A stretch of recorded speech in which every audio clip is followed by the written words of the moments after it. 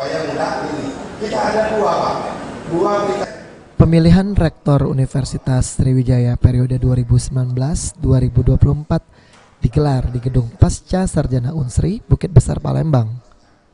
Untuk putaran ini, para calon Rektor Unsri memberikan paparan yang mereka sampaikan dalam visi dan misi. Ada 5 calon Rektor Unsri bersaing adu visi misi untuk membangun Universitas Negeri Kebanggaan Provinsi Sumatera Selatan ini. Selain paparan visi misi yang disampaikan oleh calon Rektor, mereka juga harus bisa menjawab pertanyaan dari mahasiswa dan peserta pleno untuk kemajuan Unsri.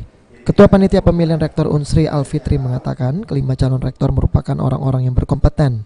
Mereka juga memiliki visi misi yang bagus. Setelah kelima calon rektor ini melakukan paparan visi misi, akan dilakukan pemilihan 3 besar.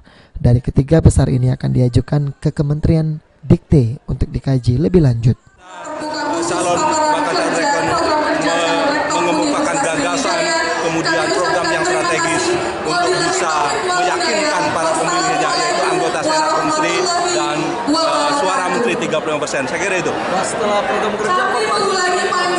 Jadi setelah ini Senat akan memilih 3 besar, ya karena mohon maaf rapatnya tertutup, tapi hasilnya nanti kami akan share ke pers setelah proses penyaringan dilakukan. Jadi saya berharap bahwa mudah-mudahan kita akan menghasilkan 3 besar dan itu akan dikirimkan ke kementerian untuk bisa ditelaah. Mardiansyah, PAL TV.